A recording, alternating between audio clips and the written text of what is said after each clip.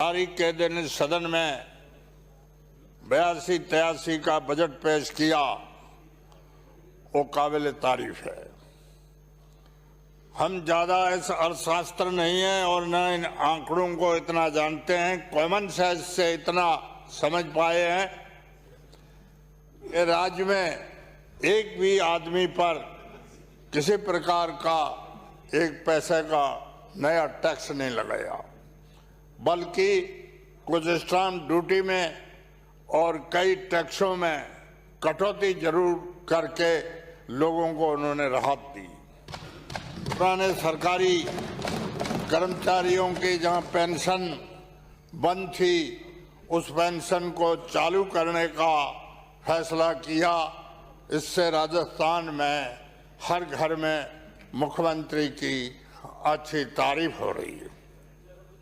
पिछले 2 साल में कोरोना की बीमारी ने पूरी दुनिया में, हिंदुस्तान में और राजस्थान में एक हड़कंप मचा दिया था। उसमें भी मुख्यमंत्री ने अपनी पहल अच्छी की, जिससे राजस्थान में कोई बड़ा नुकसान नहीं हुआ। लोग आराम से, खुशहाली से अपना धंधा करते रहे और वक्त आराम से गुजर गया। इस साल भी कई राहत उसमें दी गई।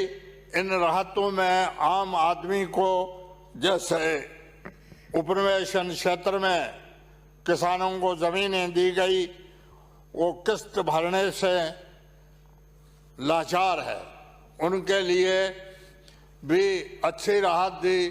22 दिसंबर उन्हें इसी साल के अंत तक जो पैसे भर देंगे उनसे समस्त ब्याज खत्म कर दिया जाएगा। ये एक अच्छी रिलीफ है। दूसरा, मैं ये कहना चाहता हूँ, मुख्यमंत्री ने प्रत्येक पंचायत हेडक्वार्टर पर हायर सेकेंडरी स्कूल खुल जाएगी। ये ऐलान भी काबिल तारीफ के किया और इसमें किसी को पक्षपात करने का, किसी के साथ जाति होने का भी कोई शक नहीं रहेगा। इसलिए ये ईमानदारी का ऐलान है। आखिर में मैं लंबी चौड़ी बात नहीं कहता हूँ। लोग सब ये स्लिप लेके कोई बोलते हैं, कोई कागज लेके बोलते हैं। मेरे पास कोई कागज स्लिप नहीं है। मैं मेरे विवेक से बोलता हूँ। राजस्थान में कमजोर वर्गों की बात, हम लोग कमजोर वर्ग में आते हैं और हम लोग, सभी लोग जानते हैं, 95% चुनावों में पोलिंग करते हैं और 99% वोट कांग्रेस के पक्ष में डालते हैं। जितना हम पक्ष करते हैं और इन बीजेपी वालों की जितनी जोखिम उठाते हैं, उतना हमारे को इंसाफ नहीं मिलता है। इसका हम दुख जाहिर करते हैं। उर्दू भाषा कोई पाकिस्तान के बाप की भाषा नहीं है, कोई मुसलमानों की भी अकेलों की भाषा नहीं है। उर्दू असली हिंदुस्तान की भाषा है। आज भी आपके जिला हेडक्वार्टर या किसी शहर में थाना अलग होता है तो उस थाने का नाम सदर थाना लिखा जाता है। ये कोई हमारे कहने से तो नहीं लिखते हैं। सदर कोई संस्कृत और हिंदी का लफ्ज नहीं है, उर्दू का लफ्ज है। पुलिस की तफ्तीश में रोजनामचा आम, रोजनामचा तफ्तीश, मौका मायना शब्द आज तक लिखा जाता है हर थाने में। ये सब उर्दू के लफ्ज है। इसका मतलब है उर्दू एक हाकिम शब्द है। उर्दू एक मोहब्बत और अदब वाला इल्म है। राजस्थान में गांव में, शहरों में हजारों मदरसे हैं। इन मदरसों में पढ़ने वाले बच्चों को उर्दू का महत्व नहीं दिया गया तो कोई मौका नहीं लगेगा और वो मुसलमानों के साथ रिलीफ हम नहीं मानते। बीजेपी वालों को तो हम मयार नहीं दे सकते क्योंकि उनको हम वोट देते नहीं हैं और सिर्फ अभी कांग्रेस की जो पुरानी आदत पई है, हम कहते हैं मेहरबानी करके इस आदत को बदल दो, वरना लोग अब अनजान नहीं रहेंगे और कहीं आप चोट खा जाओगे। बीजेपी हिंदुत्व की ज़्यादा बात करती है। हिंदू धर्म में साफ लिखा है किसी को मारेंगे नहीं। हिंदू राज हो गया तो भी हमको तसली है, कोई नहीं मारेगा। ये तो एक भय बताने की बातें हैं। मेरा बहुत अदब के साथ मुख्यमंत्री से निवेदन है कि उर्दू की कम से कम वैकेंसी ज़्यादा रखें और उर्दू विषय में पढ़ने वाले बच्चों को हर तरह की सहूलत दी जाए। रियाद की बात कहता हूँ, पार्लियामेंट के चुनाव हुए। पार्लियामेंट के चुनाव में हमारे जिले में 7 विधानसभा क्षेत्र है। 6 में 30-40-50 हजार वोटों से कांग्रेस पीछे रही। केवल मेरे क्षेत्र में कांग्रेस आगे रही। अभी बजट में सड़कों मड़कों का कोई नाम आया है, दूसरों के एरिया में जरूर आया है, मेरे एरिया में 1 इंच सड़क भी नहीं आई। इसलिए मेरा अर्ज है कि इस तरह से आप गलतफहमी में रह करके, अब पुराने ज़माने में अनजान लोग गांव में ज़्यादा थे, अब अनजानी काफ़ी दूर हो गई है, लोग जानकार है और इन गरीबों को विशेष रियायत की हम आशा रखते हैं। किसी भी वर्ग में 95% पोलिंग नहीं होता है और किसी भी वर्ग में 99% कोई वोट एक पार्टी को नहीं देता है। राजस्थान में 4 शेड्यूल कास्ट के कैबिनेट मिनिस्टर है। मुसलमान जनता के काबिल में एक भी मंत्री नहीं है। और ये साले मोहम्मद के पास है कब्रों का महकमा, जिसका मुसलमान से सिवाय तो कोई लेना देना नहीं है। और वो जायदा के पास महकमा है गवर्नमेंट प्रेस का, इससे कोई हमारे वो किताबें तो छपानी नहीं है। ये वसुंधरा के पास यूनिस खान मिनिस्टर था, उसके पास 2 डिपार्टमेंट थे और एक इम्पोर्टेंट डिपार्टमेंट थे और वो तबलीग जमात का आदमी है, सारी राजस्थान जानती है और मुसलमान पक्के लाइन का आदमी है। मैं इतना ही कह करके कहूँगा, अभी अल्पसंख्यकों के आवासीय स्कूल की हमने तो 3-4 जगह के नाम आए हैं। हमारा क्षेत्र जिस जगह से मैं 5वीं बार अल्पसंख्यक MLA हूँ, एक आवासीय स्कूल, दूसरी तहसील में 2 आवासीय स्कूल मांगी थी, दोनों स्कूलों का नाम नहीं आया। क्या ये बड़ी बात है? 1-2 स्कूलें आवासीय खोलना कोई बड़ा धन दौलत का राज पर भार नहीं है, लेकिन क्योंकि हमको इग्नोर किया जा रहा है, ये नहीं करना चाहिए। आखिर में इतनी बात कह के इस बजट की, तो मैं आम बजट है, कोई हमारे लिए बजट है नहीं, उसकी तारीफ करता हूँ। जय हिंद। मुख्यमंत्री माननीय अशोक जी गहलोत साहब ने बजट प्रस्तुत किया और जो ये बजट प्रस्तुत किया गया, राजस्थान के इतिहास में मेरे ख्याल में, मैं ये समझ रहा हूँ, इतना ऐतिहासिक सभी 36 कौमों को साथ में लेकर सभी वर्गों के हित को देखते हुए शानदार जो बजट दिया है, इसकी राजस्थान में चारों ही ओर प्रशंसा हो रही है। आपने देखा होगा कि कल आपके टेलीफोन में छूटे, खुशियां मनाई, मिठाई बांटी। और बीजेपी वालों के चेहरे आप देख लो कि कल के बजट से आज इनके पास बोलने के लिए रहा क्या है। बजट के बारे में कुछ बोल पा रहे हैं? माननीय सभापति महोदय, गत बजट माननीय मुख्यमंत्री जी ने जब प्रस्तुत किया, परिस्थितियां राजस्थान की और पूरे देश की आपने देखी होगी। कोविड के अंदर जूझ रहे थे, आर्थिक स्थिति कमजोर, उद्योग, इंडस्ट्रीज, मजदूर, व्यापारी, दुकानदार सारे ही व्यापार ठप थे। और आर्थिक स्थिति कमजोर होने के बाद जब यहाँ बजट प्रस्तुत किया गया और माननीय मुख्यमंत्री जी ने जो बजट गत वर्ष का भी बजट प्रस्तुत किया, तो इतना शानदार बजट पेश किया कि प्रतिपक्ष वाले कि सिर्फ एक ही कहना रहा कि चुनावी बजट है, कुछ नहीं होगा, ये तो थोथी घोषणा है। मैं सभापति महोदय इनसे कहना चाहूंगा कि गत बजट के अंदर जो घोषणाएं की थी, आज 75 से 80% वो घोषणाएं जमीन पे उतरी और वो काम हो रहा है। और लोग इतने संतुष्ट है और खुश है कि आज तीसरा कल का जो बजट है माननीय मुख्यमंत्री जी ने प्रस्तुत किया, चाहे इसमें किसानों के लिए अलग प्रस्तुत किया, चाहे मजदूर हो, SC ST हो, माइनॉरिटीज हो, कर्मचारी हो, व्यापारी हो, संविदा कर्मचारी हो, युवा हो, महिला हो, सभी वर्गों के लिए इस बजट के अंदर जो घोषणाएं हुई, जो कार्य स्वीकृत किए गए, अपने आप में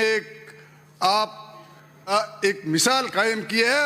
ऐसा ऐतिहासिक बजट आज दिन तक कभी प्रस्तुत नहीं हुआ, जिसकी चारों ओर प्रशंसा की जा रही है। जितना धन्यवाद माननीय मुख्यमंत्री जी को दो इतना कम है कि इतना शानदार बजट माननीय मुख्यमंत्री जी ने प्रस्तुत किया। माननीय सभापति महोदय, चाहे कोविड के अंदर शानदार व्यवस्था, जिस तरह से पूरे भारत के अंदर राजस्थान का मिसाल बना, सारी हालात, सारी स्थितियां देखते हुए भी किस तरह से केंद्र में बीजेपी की सरकार होने के बावजूद किस तरह से राजस्थान के बजट में कटौती करना, किस तरह से हर तरह से कि राजस्थान सरकार को कमजोर करने के प्रयास करने के बावजूद भी राजस्थान का जो बजट और राजस्थान के सरकार ने और मुखिया ने जो ये बजट के अंदर जो घोषणाएं की है, अभी बोल रहे थे मेरे से पहले प्रतिपक्ष के उपनेता भी बोले, और कम से कम पाली से आने वाले माननीय सदस्य ने इतना तो माना कि बजट तो अच्छा है, कमियां निकालने की बात जरूर है, पर उन्होंने अपने मुंह से इतना तो बोले कि हाँ बजट तो ठीक प्रस्तुत किया। पर ये जो बजट जिस तरह से पेश किया है और जो ये कार्य इसमें हर विभाग की बात करें, चाहे इंदिरा गांधी शहर रोजगार गारंटी योजना की बात करें कि एक शहर के अंदर जो गरीब बैठे उनको कहीं रोजगार नहीं मिल रहा था, उनको 100 दिवस का रोजगार मिलने की घोषणा करना, मनरेगा में 100 दिन से एक्स्ट्रा 25 दिन की सरकार द्वारा, राजस्थान सरकार द्वारा उनको अपने खर्च पर 125 दिन करने की घोषणा करना अपने आप में एक बहुत ही महत्वपूर्ण निर्णय माननीय मुख्यमंत्री जी ने लिया। चाहे चिरंजीवी योजना की बात करो, मुख्यमंत्री जी ने 5 लाख से बढ़ाकर उसको 10 लाख के किया, और उसमें जो बड़ी जो बीमारी जिसके लिए इलाज के लिए 5 लाख में पूरा ही नहीं हो रही थी, और उनके लिए इलाज के लिए जो माननीय मुख्यमंत्री जी ने घोषणा की है, उसके साथ साथ एक्सीडेंट के बीमे के भी घोषणा की है, बहुत ही अपने आप में स्वागत योग्य है। और दर्द किसको है, जिसको पता है कि मुझे इलाज के लिए ये फ्री, राजस्थान की सरकार, राजस्थान का मुखिया इलाज के लिए ये फ्री इलाज करा रहा है, उनके मन में कितनी खुशी है वो जो वही जानते हैं। इसलिए माननीय सभापति महोदय, जिस तरह से चाहे चिरंजीवी योजना हो और चाहे चिकित्सा के अंदर माननीय मुख्यमंत्री जी ने निःशुल्क दवा से लेकर और किस तरह से निरोगी राजस्थान, जिसके अंदर कितने लोगों को इसमें चाहे स्वास्थ्य बीमा में लाभ मिला हो, 7,41,000 से ज़्यादा 930 करोड़ रुपए के इलाज की सुविधा प्राप्त की हो। राज्य के सभी श्रेणी के चिकित्सा संस्थानों में आउटडोर इंडोर और की सुविधाएं निःशुल्क करने की माननीय मुख्यमंत्री जी ने इस बजट के अंदर घोषणा की। और माननीय मुख्यमंत्री जी ने 1,224 करोड़ से अधिक लागत से 3,674 बेड के 15 नवीन हॉस्पिटलों के निर्माण की घोषणा, 18 जिलों में नर्सिंग कॉलेज की घोषणा और मेडिकल कॉलेज में चाहे न्यूरोलॉजी हो, यूरोलॉजी हो, कार्डियोलॉजी हो और गैस्ट्रोलॉजी हो या सुपर स्पेशलिटी सुविधाएं शुरू करने की माननीय मुख्यमंत्री जी ने घोषणा की है और उसमें हमारा बाड़मेर भी किया है। इसके लिए माननीय मुख्यमंत्री जी को बहुत बहुत मैं धन्यवाद देना चाहता हूं। सभापति महोदय, 1,000 नए उप स्वास्थ्य केंद्र खोलने की भी घोषणा माननीय मुख्यमंत्री जी ने की। 50 उप स्वास्थ्य केंद्रों को पीएससी में कर्मोन्नत करने की भी घोषणा की कि गांवों के अंदर लोगों को किस तरह से अच्छी चिकित्सा मिलने की भी बात की। और मेरे बाड़मेर विधानसभा में भाटखा को पीएससी से सीएससी की और अन्य जिलों में सीएससी नई कर्मोन्नत करना, नई सीएससी स्वीकृत करना, उप जिला अस्पताल को कर्मोन्नत करना। ये जो इस तरह से चिकित्सा में जो माननीय मुख्यमंत्री जी ने जो घोषणाएं की है और जो राजस्थान की चिकित्सा ढांचे को जिस तरह से आम आदमी का कैसे इलाज, शानदार इलाज और फ्री इलाज और जिस तरह से ये घोषणा की है, स्वागत योग्य है। और मैं माननीय मुख्यमंत्री जी को बहुत बहुत धन्यवाद देना चाहता हूं। माननीय सभापति महोदय, प्रदेश में शिक्षा के लिए जो नवाचार किया और जिस तरह से नामांकन 20% बढ़ा, उसको देखते हुए और इस 30 सालों में प्रदेश के अंदर जिस तरह से शिक्षा में नवाचार लाए, एक साथ 3820 माध्यमिक विद्यालयों को उच्च माध्यमिक विद्यालय में कर्मोन्नत करना एक बहुत ही बड़ा निर्णय माननीय मुख्यमंत्री जी ने लिया। इसके लिए मैं बहुत बहुत धन्यवाद देना चाहता हूं। शहरी एवं ग्रामीण क्षेत्रों में एक 1,000 नवीन महात्मा गांधी अंग्रेजी माध्यम की स्कूलें खुलेगी। गांवों में जो बच्चे इंग्लिश पढ़ने के लिए शहरों में जाना पड़ रहा था और वो गरीब जा नहीं पा रहे थे, बच्चे पढ़ नहीं पा रहे थे, उनके उन गांवों के अंदर ये स्कूलें खुलेगी तो उनको कितनी शिक्षा में खुशी होगी, वो आगे बढ़ेंगे। तो माननीय मुख्यमंत्री जी को बहुत बहुत इसके लिए धन्यवाद दे रहे हैं। और इसके साथ साथ चाहे हमारे नए विद्यालय 200 प्राथमिक विद्यालय खोलने की घोषणा हो और ग्राम पंचायत मुख्यालय पर जो जहां सीनियर सेकेंडरी स्कूल नहीं है वहां खोलने की घोषणा की हो, ये बहुत ही स्वागत योग्य है। 200 करोड़ की लागत से 3800 कक्ष पुस्तकालय आदि की घोषणा की। 19 जिलों में 36 कन्या महाविद्यालय की घोषणा करना, 25 कन्या महाविद्यालयों के नए विषय। इस तरह से शिक्षा के अंदर जो माननीय मुख्यमंत्री जी ने जो घोषणाएं की और प्रत्येक जिले में 50-50 लाख की सावित्रीबाई फुले की वाचनालय की घोषणा करना, प्रदेश में युवाओं को दिल्ली में वहां प्रतियोगिता परीक्षाओं की तैयारी हेतु उदयपुर हाउस में 300 करोड़ की लागत से 500 युवक युवतियों को 250 कमरों का नेहरू यूथ ट्रांजिट हॉस्टल बनाने की घोषणा करना एक अपने आप में एक बहुत ही महत्वपूर्ण घोषणा माननीय मुख्यमंत्री जी ने की है कि इससे युवाओं को वहाँ पढ़ने के लिए और कोचिंग के लिए जो दिल्ली में कितना महंगी मकानों में और रहना पड़ता था और वो शिक्षा में वंचित रहते थे, उनके लिए माननीय मुख्यमंत्री जी ने बहुत ही ये बढ़िया घोषणा की है। चला नकल के बारे में बात कर रहे हैं, इनके समय में भी कितनी भर्तियां निरस्त हुई और उसके बावजूद इनको पूछो आपने कभी उसकी जांच कराई? ठंडे बस्ते में रही और कोई कार्रवाई नहीं हुई। माननीय मुख्यमंत्री जी ने इसको एसओजी के देकर कितनी ठोस कार्रवाई की और उस रीट की भर्ती को निरस्त कर और डबल 32 की जगह 62,000 की भर्ती इस रीट की निकालकर और युवाओं के लिए जो कार्य किया एक स्वागत योग्य है। और इनको आज उसके लिए वो तख्तियां वो बंद करके रखनी पड़ी, क्योंकि माननीय मुख्यमंत्री जी ने जिस प्रकार कल जो हमारे सरकारी जो कर्मचारी है उनके लिए जो 2004 के अंदर जो पेंशन बंद की थी, वो पेंशन के लिए वो कितना आंदोलन कर रहे थे। और कल जब ये घोषणा हुई, किसी ने सोचा नहीं होगा कि ये घोषणा कोई कर सकता है।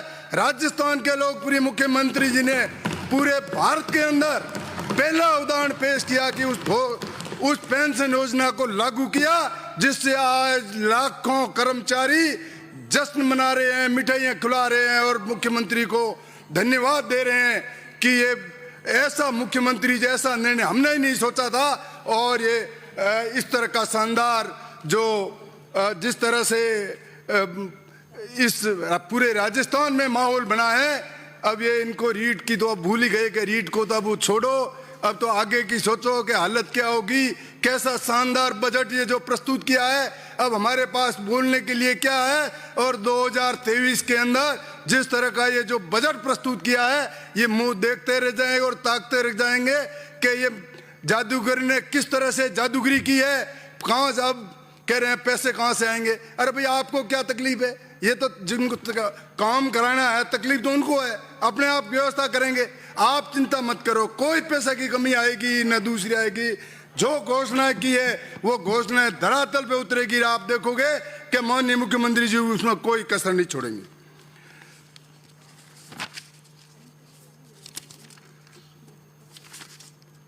माननीय सभापति महोदय, चाहे विद्युत की बात करें, जिस तरह से 50 यूनिट तक की बिजली को निःशुल्क करना, 150 यूनिट तक 3 रुपये प्रति यूनिट अनुदान, 150 से 300 यूनिट तक 2 रुपये का अनुदान देना, इसमें 4,500 करोड़ का जो भार पड़ेगा, इस तरह की आम किसानों को किस तरह से ये छूट दी है, इसके लिए माननीय मुख्यमंत्री जी को बहुत बहुत धन्यवाद देना चाहता हूँ। चाहे नवीन 132 केवी के जीएसएस हो, 33 केवी के जीएसएस हो, छबड़ा तापी विद्युत ग्रिड का विस्तार करने की बात हो, अल्ट्रा सुपर क्रिटिकल तकनीकी आधारित 2 इकाइयां स्थापित करने की बात हो, चाहे जिस तरह से बिजली के तंत्र को मजबूत करने की बात करनी हो, और तो और मुख्यमंत्री जी को धन्यवाद देना चाहूंगा कि जो कृषि कनेक्शन थे 2012 से लगाकर कल तक जिन्होंने आवेदन किया है, उनका माननीय मुख्यमंत्री जी ने घोषणा की है कि 2 साल के अंदर सारे के सारे कनेक्शन वो कृषि कनेक्शन दिए जाएंगे। किसानों को कितनी बड़ी राहत दी है, ये माननीय मुख्यमंत्री जी को बहुत बहुत धन्यवाद देना चाहता हूं। सभापति महोदय, पेयजल के लिए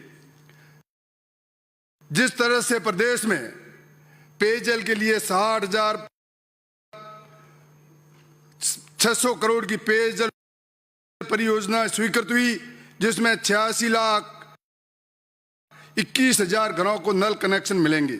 माननीय सभापति महोदय, मैं कहना चाहूंगा कि राजस्थान के अंदर 25 ही सांसद बीजेपी के हैं।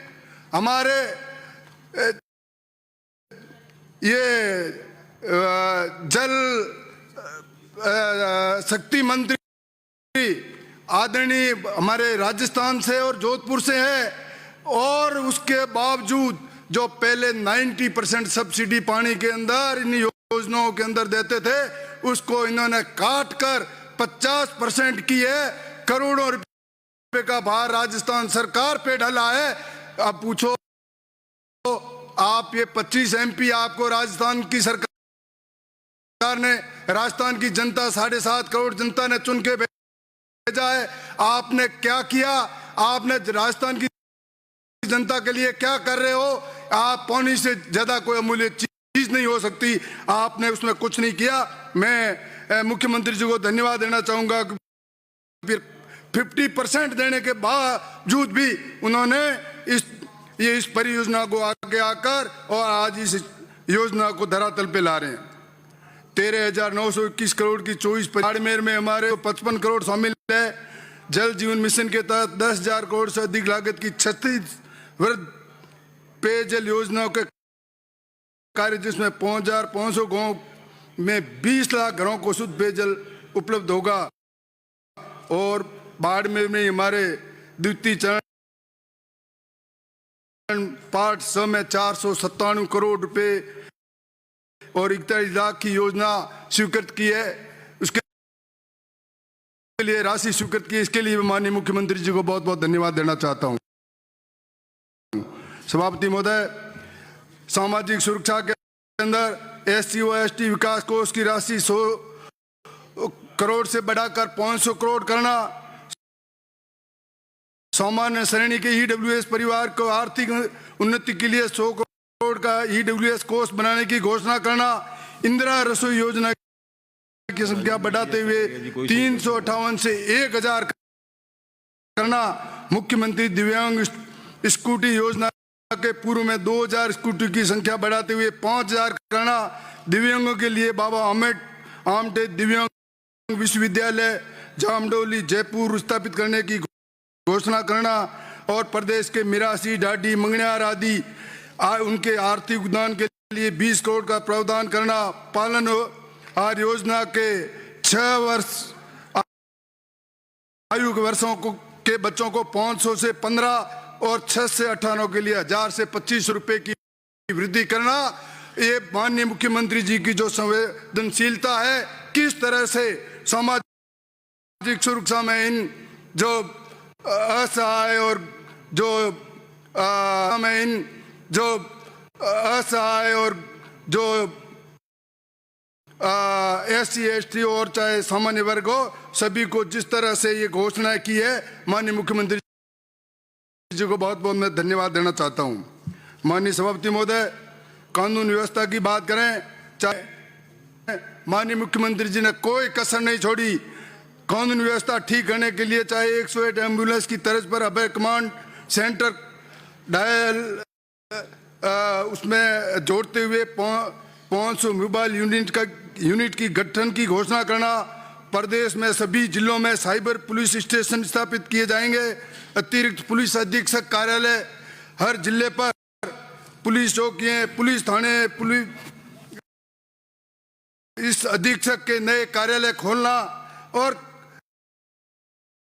प्रदेश में तीव्र गति से किस तरह से न्याय मिले उसके लिए न्यायालय खोलना, ये कानून व्यवस्था को ठीक करने के माननीय मुख्यमंत्री जी ने जो घोषणाएं की है, बहुत ही स्वागत योग्य है। माननीय मुख्यमंत्री जी को बहुत बहुत धन्यवाद देना चाहता हूं। माननीय सभापति महोदय, सड़क की बात करें, प्रत्येक जिले की 3 महत्वपूर्ण सड़कों को प्रत्येक क्षेत्र में 10 करोड़ रुपए माननीय मुख्यमंत्री जी ने घोषणा की है और नगरीय निकायों में भी 40 किलोमीटर नगर निगम में और 25 किलोमीटर नगर परिषद और 15 किलोमीटर नगर पालिकाओं में घोषणा की है, बहुत ही स्वागत योग्य है। माननीय सभापति महोदय, राजस्थान में स्मार्ट सिटी योजना हेतु 1500 करोड़ का प्रावधान, जयपुर मेट्रो का विस्तार, प्रदेश में विभिन्न शहरों में सुनियोजित विकास सौंदर्यीकरण हेतु 525 करोड़ में केंद्र सरकार ने सिर्फ 4 सिटी ली थी, पर राजस्थान के लोकप्रिय मुख्यमंत्री जी ने 6 और लेकर 10 सिटी को स्मार्ट सिटी में जोड़ा है। इसके लिए भी मैं माननीय मुख्यमंत्री जी को बहुत बहुत धन्यवाद देना चाहता हूं। माननीय सभापति महोदय, चाहे सिंचाई की बात करो, उसके अंदर भी जिस तरह से ये घोषणाएं भी है, बहुत ही स्वागत योग्य है और सरकार ने कल्याणकारी योजना में घर बैठे पहुंचाने हेतु मुख्यमंत्री डिजिटल सेवा योजना के तहत 1,33,00,000 चिरंजीवी परिवार को महिलाओं को इंटरनेट सुविधा के साथ स्मार्टफोन दिए जाएंगे। इस हेतु 2500 करोड़ का प्रावधान किया है। इसके लिए माननीय मुख्यमंत्री जी को बहुत बहुत धन्यवाद देना चाहूंगा। मेरे सामने राठौड़ साहब कह रहे हैं, आप पहले कह रहे थे कि ये रेवड़िए बांट रहे हैं, ये रेवड़िए नहीं बांट रहे हैं, ये आपके इलेक्शन में इलाज कर देगी आपका। ये जो महिलाएं हैं इनको ये फोन पहुंचे नहीं, जो आपने भी पहले ये प्रयास किया था वो आपका प्रभावी नहीं रहा। माननीय सभापति महोदय, प्रशासनिक इकाइयों, नवीन भवनों, उप तहसील नए खोलना आदि जिस तरह से ये घोषणाएं हुई है, माननीय सभापति महोदय, माननीय मुख्यमंत्री जी ने जिस तरह से 7वें वेतन आयोग की विसंगतियों को दूर करने का प्रावधान हो, स्वायत्त शासी और विश्वविद्यालय के कार्मिकों को 7वें वेतन का लाभ नहीं मिले रहा था, उनको वेतन देने की घोषणा हो। एक और संविदा कर्मचारी जिनका 20% उनकी वृद्धि करना, ये माननीय मुख्यमंत्री जी ने बहुत ही एक ऐतिहासिक निर्णय लिया है। इसके लिए माननीय मुख्यमंत्री जी को बहुत बहुत धन्यवाद देना चाहता हूँ। सभापति महोदय, चाय उद्योग के विकास की बात मेरे से पूर्व में कर रहे थे, बाड़मेर में रिफाइनरी की बात कर रहे थे। रिफाइनरी का काम तीव्र गति से चल रहा है और अभी घोषणा की है पेट्रोकेमिकल हब्स के लिए भी, इसके अंदर 1 लाख से ऊपर लेबर लगेगी, वहाँ लोगों को रोजगार मिलेगा। इसके लिए भी माननीय मुख्यमंत्री जी को बहुत बहुत धन्यवाद देना चाहता हूँ। कृषि का बजट शानदार बजट, जिसमें 11 तरह की किस तरह से कृषि में राहत दी है, और ऐसा ऐतिहासिक जो पहली बार कृषि बजट माननीय मुख्यमंत्री जी ने दिया है, बहुत ही स्वागत योग्य है। मैं इस पर ज्यादा नहीं कहता हुआ यही कहूंगा कि ये इस शानदार बजट के लिए माननीय मुख्यमंत्री जी को बहुत बहुत धन्यवाद देना चाहूंगा। चाहे सोलर पंप की बात हो, SC/ST के वाणी से समाप्त करें। 5 मिनट बहुत वक्त नहीं, 5 मिनट नहीं, 1 मिनट में समाप्त करें अपनी बात। 5 मिनट में प्लीज। नो नो नो, पशुपालन की बात करो, सेव करें। चाहे सभापति महोदय बात कर रहे हैं गायों की, गौ माता के लिए हमेशा वोट के लिए भी गौ माता की जय और गौ माता के नाम से ही वोट ले रही थी। इनको पूछो आपने क्या किया।